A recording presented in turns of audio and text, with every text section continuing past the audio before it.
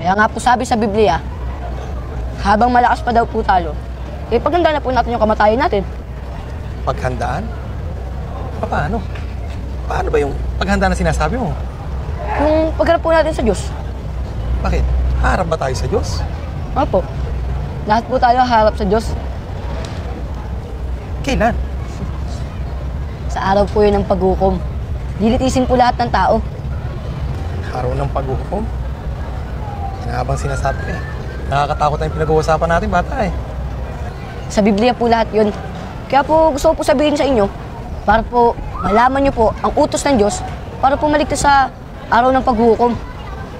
Yan ngang kaligtasan sa kamatayan na yan. Yan ako interesado. Totoo pong mamamatay lahat ng tao.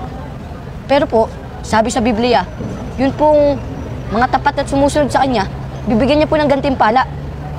Reward? Opo. Doon po titira sa Bayang Banal. Doon po kasi, sa Bayang Banal, wala na pong malulungkot, wala na pong luluwa. Puro saya at tuwa na lang po doon.